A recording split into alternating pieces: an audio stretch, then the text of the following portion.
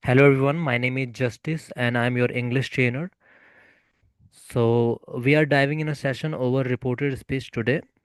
Let us understand what is a reported speech and how we are going to discover it in this topic.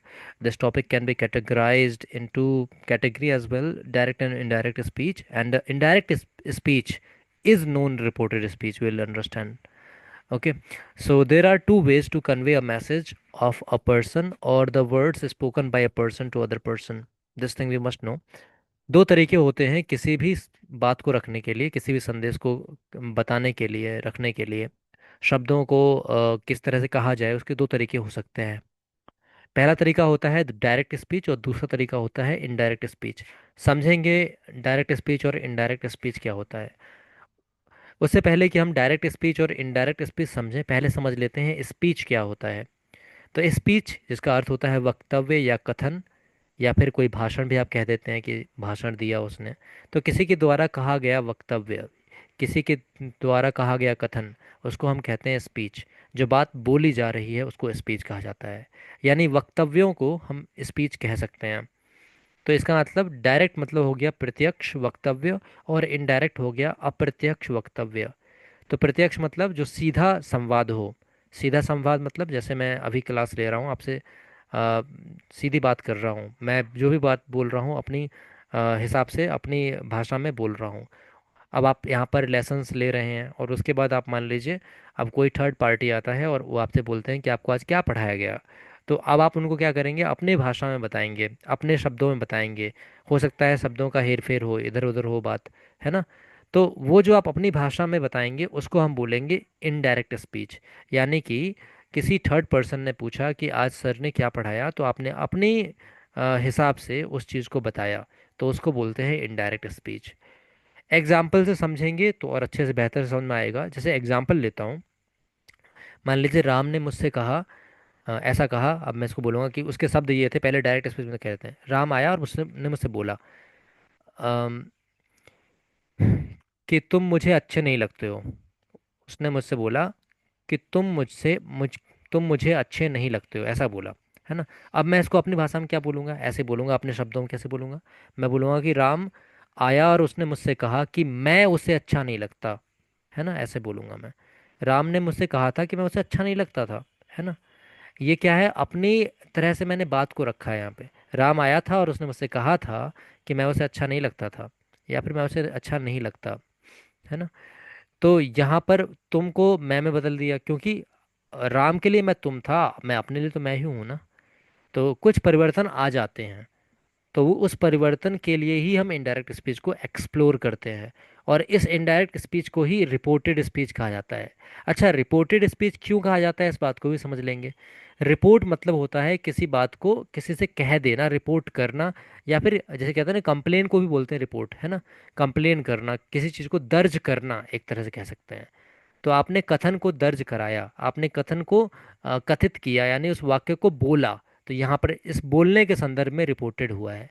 कोई वाक्य बोला गया है, बोला जा चुका है, तो उसको बोल देते हैं रिपोर्टेड। ठीक है। और स्पीच, वाक्य या वक्तव्य को स्पीच।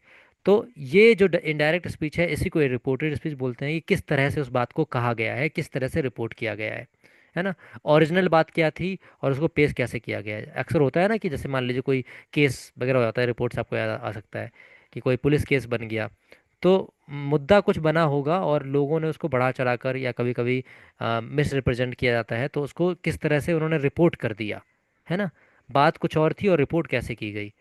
होता है ना, कोई छोटी सी बात हो जाती है तो अखबार वाले खूब मसाला लगा करके लिखते हैं, तो उसको बोलते हैं रिपोर्टेड स्पीच। ठीक है। हाँ, और किसी चीज़ को एज इट इज़ लिखना। उदाहरण के लिए आप किसी को कोट करते हैं, किसी महापुरुष को, है ना। तो वहाँ पर क्या है, वो आप डायरेक्ट स्पीच का यूज़ कर रहे होते हैं, राइट। तो इन चीज़ों को आप समझेंगे और गहराई से आगे बढ़ते हैं। तो स्पीच के दो कैटेगरी हो गए, हम समझ गए। वक्तव्य या कथन दो भागों में बांटे जा सकते हैं। एक प्रत्यक्ष कथन और दूसरा अप्रत्यक्ष। ठीक है। यानी डायरेक्ट स्पीच और इनडायरेक्ट स्पीच। ठीक है, दो तरह की स्पीच होगी, दो तरह की बात कर सकते हैं, दो तरह से कर सकते हैं।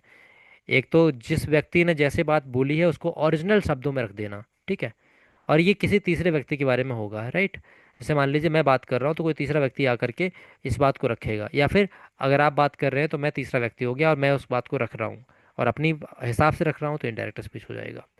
और ओरिजिनल वर्ड्स रखेंगे तो डायरेक्ट स्पीच। अभी समझते हैं, इससे आपको बेहतर तरीके से समझ में आएगा। ये देखिए यहाँ पर कोटेड लिखा है ना, आई एम एंग्री, और यहाँ पर लिखा है रिपोर्टेड। यहाँ पर इसको कहा गया किस तरह से, रिपोर्टेड मतलब बताया ना कैसे कहा गया, कहा गया जाना, किस तरह से बताया गया है, किस तरह से बात दर्ज की गई है।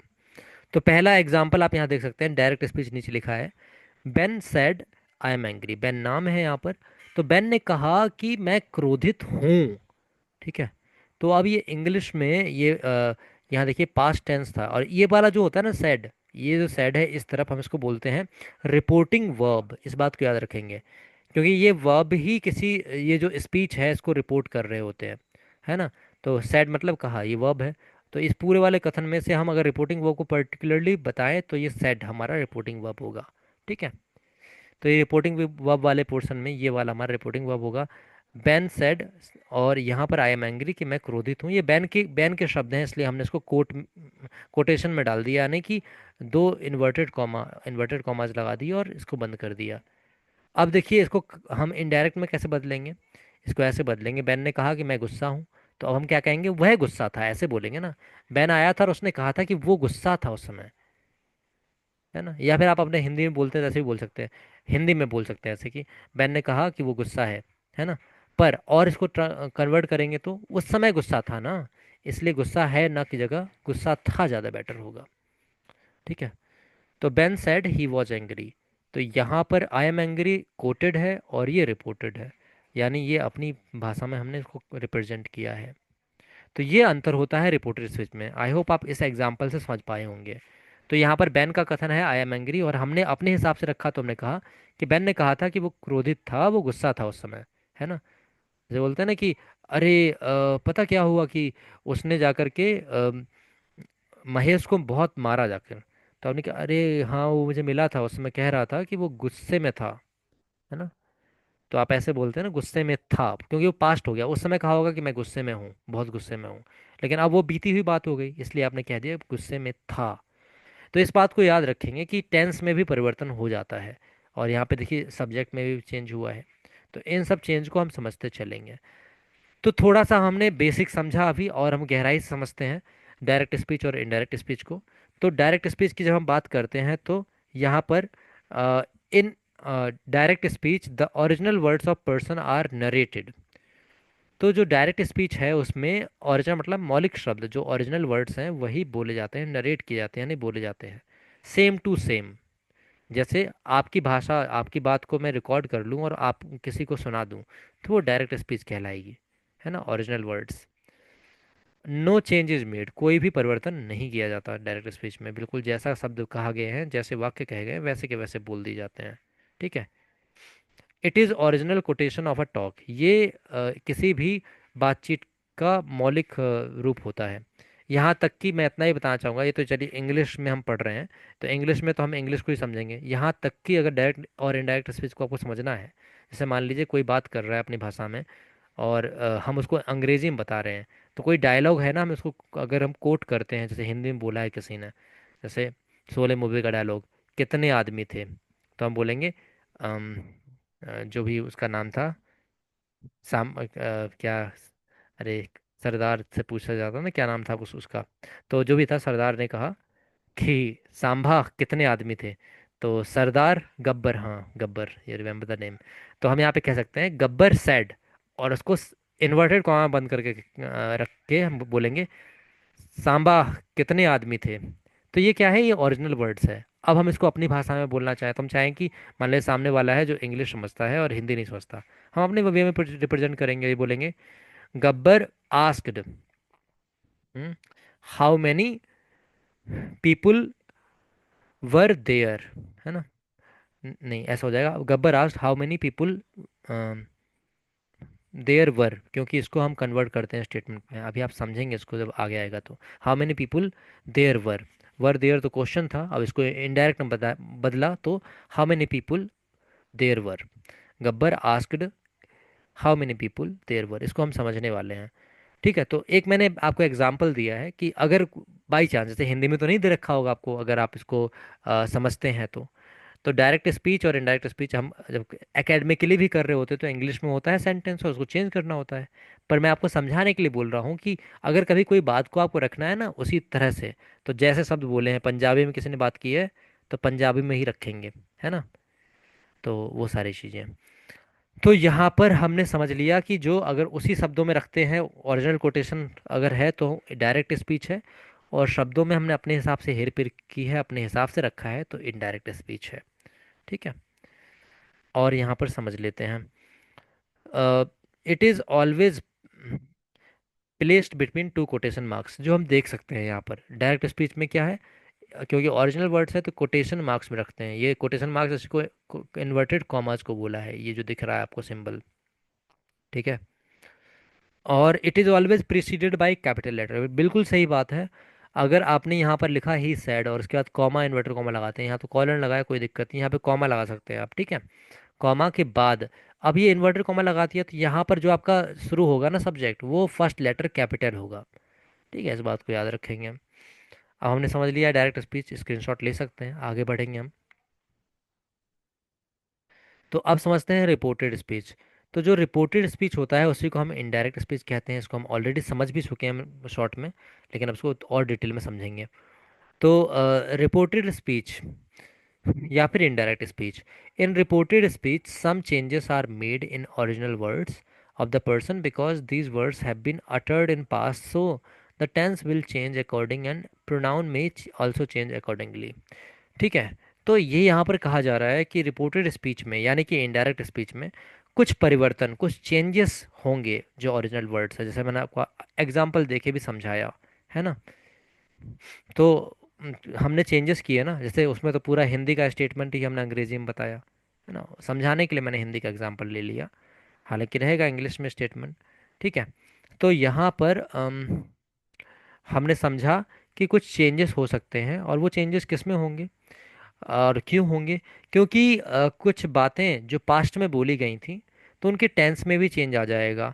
ठीक है, तो इसलिए उनका टेंस बदलेगा और उनका प्रोनाउन भी बदलेगा। जैसे अभी बहुत पहला एग्जांपल दिया था मैंने कि मान लीजिए उसने कहा कि उसने ऐसा कहा था कि मैं क्रोधित हूँ, तो मैंने क्या बोला कि उसने कहा था कि वो क्रोधित था, वो, मैंने मैं को क्या कर दिया, वो कर दिया, ये मैंने अपनी भाषा में रखा है। ठीक है, तो यहाँ पर टेंस बदला, मैं क्रोधित हूँ ये सिंपल प्रेजेंट है, वह क्रोधित था या वो क्रोधित था ये सिंपल पास्ट है। ठीक है, तो प्रोनाउन भी चेंज हो सकता है और टेंस भी। ठीक है, टेंस में चेंज, टेंस बदल सकता है, प्रोनाउन में ऑल्सो चेंज, और जो प्रोनाउन है वो भी बदल सकता है। अब हम समझेंगे, now let's look what changes will come when we change direct speech into reported speech. अब समझते हैं कि क्या क्या परिवर्तन आता है। तो देखिए, एच एम अगर दिख रहा है तो उसको वॉच कर देंगे टेंस में, क्योंकि रिपोर्टिंग वर्ब पास्ट में रहेगा तब, है ना। एज एम का वॉच हो जाएगा, ठीक, और आर का वर हो जाएगा।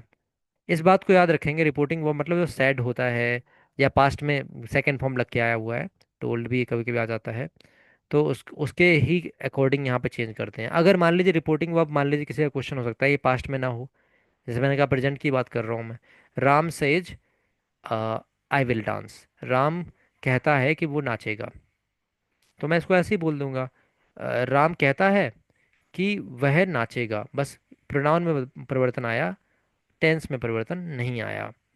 ठीक है, ही विल डांस हो जाएगा ऐसा।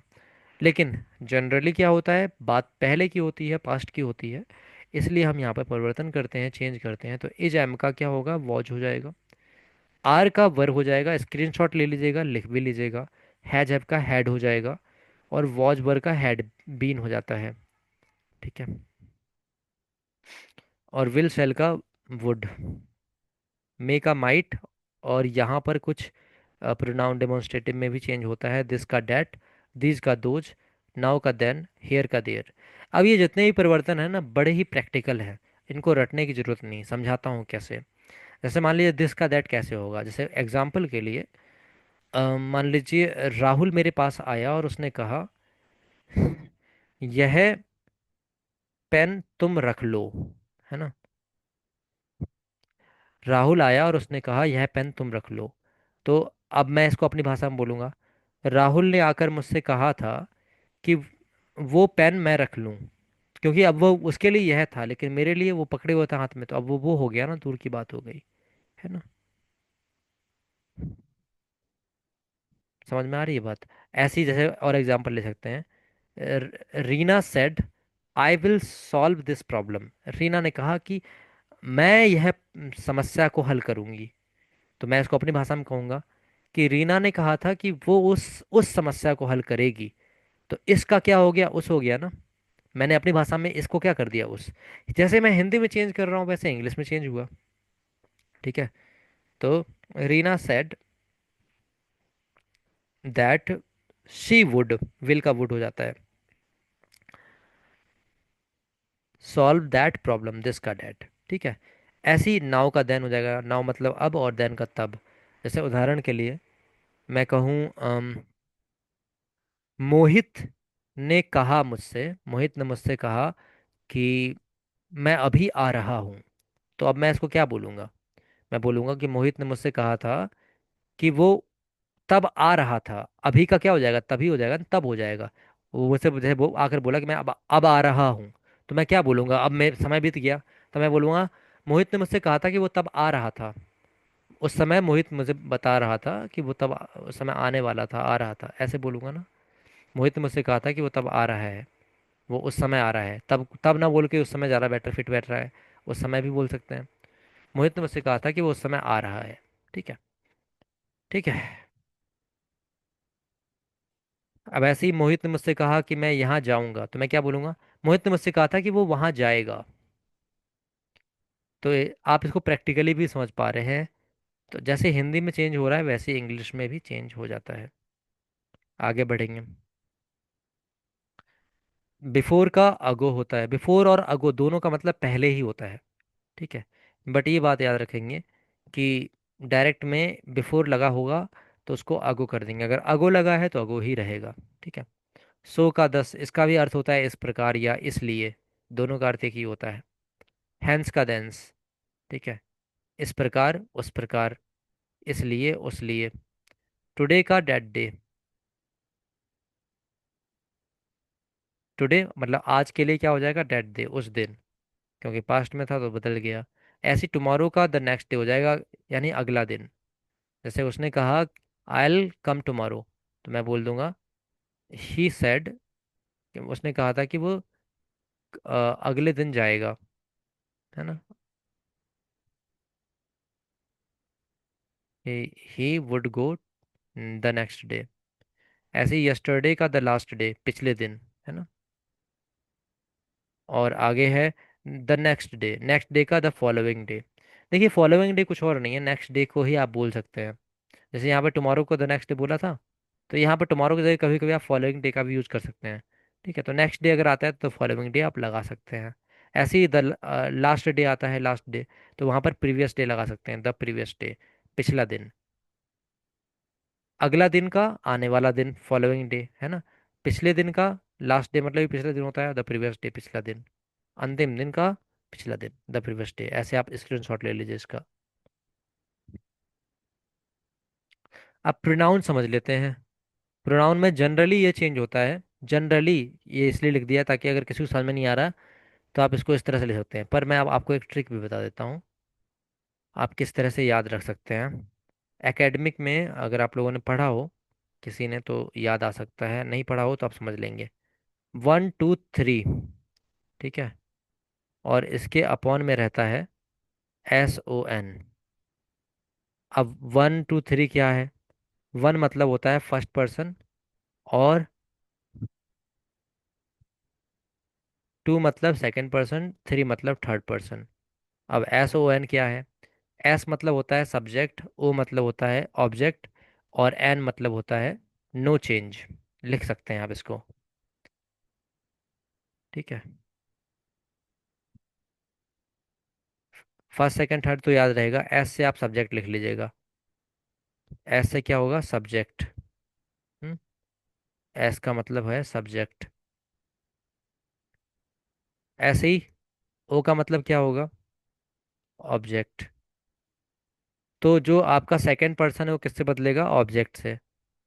ऐसे ही ओ आपका आपने बदल दिया। ऐसे ही आपका एन है, एन का मतलब होगा नो चेंज, कि कोई भी परिवर्तन नहीं आएगा। एन का मतलब नो चेंज। ठीक है। और फर्स्ट सेकंड थर्ड का वो पर्सन है, फर्स्ट पर्सन। क्या आपको याद है फर्स्ट पर्सन किसे कहते हैं? Do you remember that? Does anyone know कि फर्स्ट पर्सन किसे कहते हैं? आई। और भी तो किसी को कहते हैं। आई के साथ एक और आता है, आई का प्लूरल।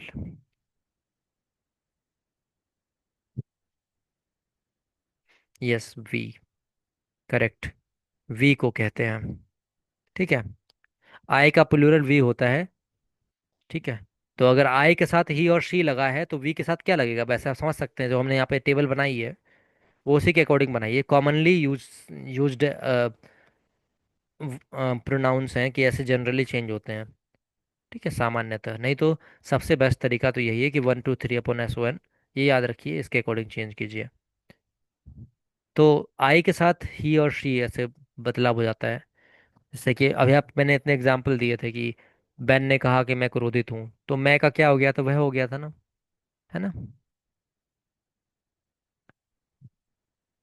तो इसलिए सामान्यतः ही और शी में होता है, तो ये आपका हो गया। ऐसे यू का, जैसे मैं कह रहा हूँ कि मान लीजिए राहुल ने कहा कि तुम बीमार हो। ठीक है। राहुल ने कहा कि तुम बीमार हो, तो यहाँ पर तो इसका आई हो जाएगा। ये एक केस ऐसा हो गया। मान लीजिए राहुल ने उससे कहा कि वह बीमार है, तो वहां पर क्या हो जाएगा, ही शी या दे। ठीक है। अगर राहुल ने मुझसे कहा है तो आई हो जाएगा। इसलिए कह रहा हूँ कि ये जो टेबल है ना, ये जनरल वे में है, यहाँ पर आई का भी यूज हो सकता है। Sometimes I can also be used hair.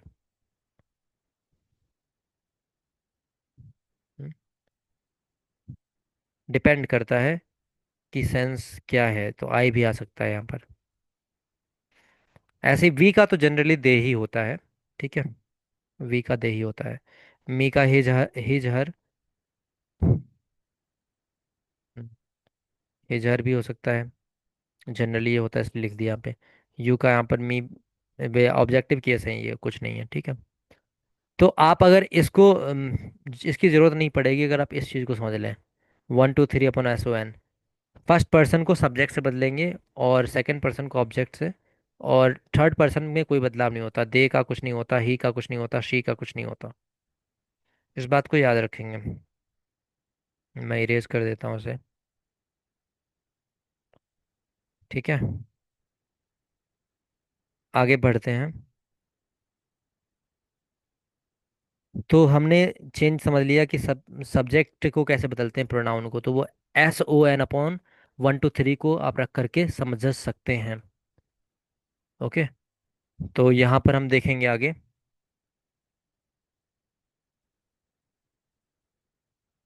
Simple present का सिंपल पास्ट होता है, और प्रेजेंट कंटिन्यूअस का पास्ट कंटिन्यूअस। इसका आप वो ले लीजिएगा स्क्रीनशॉट। और प्रेजेंट परफेक्ट का पास्ट परफेक्ट होता है। प्रेजेंट परफेक्ट कंटिन्यूअस का पास्ट परफेक्ट कंटिन्यूअस।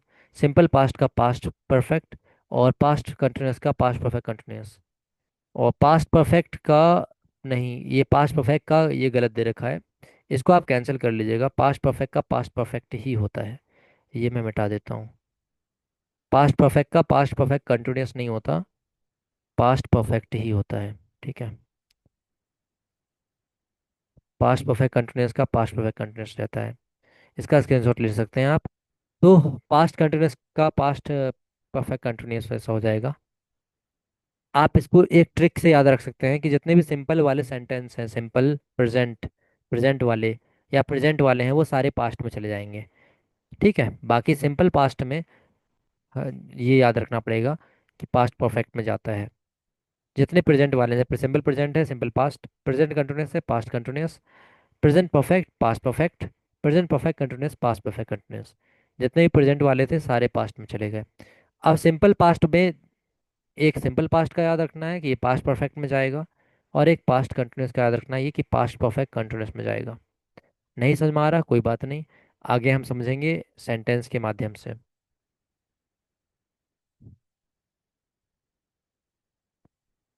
ठीक है, तो आगे बढ़ते हैं।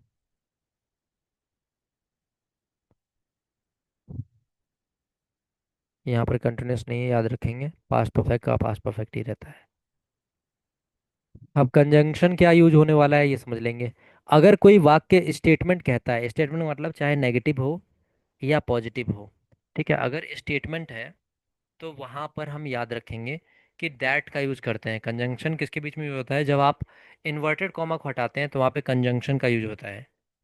और इम्परेटिव में टू लगाते हैं अगर पॉजिटिव होता है सेंटेंस तो, और नेगेटिव होता है तो नॉट टू लगाते हैं। ठीक है। और इम्परेटिव में अगर प्लीज से शुरू हो तो वहां पर रिक्वेस्टेड और प्लस टू लगा देते हैं, कंजंक्शन को टू लगाएंगे। यस नो क्वेश्चन हो तो इफ या वेदर का यूज करेंगे। और डब्ल्यू एच क्वेश्चन में वॉट या वैन यूज करेंगे। ये सारे के सारे आपको ये तभी समझ में आएंगे जब हम सेंटेंस करेंगे तो इसको आप एक बार स्क्रीनशॉट ले लेंगे। मस्ट का हैड टू हो जाता है, मस्ट का मस्ट भी रहता है या फिर हैड टू कर सकते हैं। ठीक है, जनरली हैड टू में चेंज करते हैं। आपको मॉडल पढ़ाया था तब भी बताया गया था कि मस्ट का हैड टू कर सकते हैं। यहाँ पे ऑर्डर है, ऑर्डर का हम टोल्ड टू करते हैं। ठीक है, तो इस बात को आप याद रखेंगे। वैसे ऑर्डर वाले में ऑर्डर भी आप यूज कर सकते हैं। ठीक है, तो अब आते हैं हम सेंटेंस पे, अब समझेंगे। सिंपल प्रेजेंट है, आज ये वाला हम कर लेते हैं। तो इसमें क्या है? He said I am happy, उसने कहा मैं खुश हूं। अब मैं अपनी भाषा में बोलूंगा। उसने कहा था कि वो खुश था, ऐसे बोलूंगा ना। उसने कहा था कि वो खुश था, ऐसे बोलूंगा। तो याद रखेंगे जब पास्ट वाला है तो उसका चेंज हो रहा है ना। तो उसने कहा था, उसने कहा मैं खुश हूँ, क्योंकि पास्ट में जाएगा, सिंपल प्रेजेंट है तो पास्ट में बात करेंगे। तो he said that he was happy, है ना। तो जितने भी प्रेजेंट के हैं वो पास्ट में जाएंगे। ऐसे ही है, he said I am playing with my brother, उसने कहा मैं अपने भाई के साथ खेल रहा हूँ। मैं अपनी भाषा में कैसे बोलूंगा? उसने कहा कि वह अपने भाई के साथ खेल रहा है। अब मैं इसको खेल रहा है को और रिफाइन करूँ तो क्या बोलूंगा? उसने उस समय कहा था कि वो अपने भाई के साथ खेल रहा था, है ना। तो दोनों को समझना है आपको। तो he said that he was playing with his brother. अब यहाँ पर देखिए डैट का यूज क्यों कर रहे हैं? कंजंक्शन इसी की बात हो रही थी कि डैट का यूज होगा, इसलिए हो रहा है क्योंकि यहाँ पर इस साइड हमने स्टेटमेंट का यूज किया है। स्टेटमेंट है, इनको स्टेटमेंट बोलते हैं, चाहे नेगेटिव हो या फिर पॉजिटिव हो। तो इसलिए यहाँ पर ये डैट आया है। कोई अगर अफर्मेटिव नेगेटिव सेंटेंस आ रहा है तो डैट का यूज करेंगे। ये सब हमारे क्या है? स्टेटमेंट्स हैं, तो इसलिए यहाँ पर हमने डैट लगाया। ऐसे ही she said I have waited here for a long, उसने कहा कि मैं लंबे समय से यहाँ पे प्रतीक्षा कर चुकी हूँ, बहुत लंबे समय से प्रतीक्षा की है। तो उसने कहा था कि वो लंबे समय से प्रतीक्षा कर चुकी थी, ना, पास्ट में चला जाएगा। उसने लंबे समय से प्रतीक्षा की थी, कर चुकी थी। She said that she had waited here for, waited here का क्या हो जाएगा? देयर, हाँ, हेयर का there. She said that she had waited there for a long time, उसने कहा था कि उसने वहां पर लंबे समय से प्रतीक्षा की थी। ऐसे ही प्रेजेंट परफेक्ट कंटिन्यूस, इसमें पास्ट परफेक्ट कंटिन्यूस में जाएगा। Arjun said I have been working here for 2 years, तो अर्जुन ने कहा कि वो यहाँ पर का, यहाँ पर का हो जाएगा वहाँ पर, वो वहाँ पर 2 सालों से काम कर रहा था। ठीक है, पास्ट परफेक्ट कंटिन्यूस में जाता है प्रेजेंट वाला, प्रेजेंट वाले सारे पास्ट में। हाँ, पास्ट परफेक्ट कंटिन्यूस होगा तो उसका सेम ही रहता है और पास्ट परफेक्ट का भी सेम रहता है। ठीक है, तो अभी आपको ये समझाया गया है। अभी आप मुझे बताएंगे एक एग्जांपल करके, बताइए। अभी दूसरी लिंक से ज्वाइन कर लीजिएगा, उसमें प्रैक्टिस कर लेंगे हम, ये वाली एक्सपायर हो जाए तो। बताइएगा, Rahul said I am poor का क्या होगा? इसी कॉन्टेक्स्ट में बनेगा से, सिंपल प्रेजेंट में। Rahul said I am poor,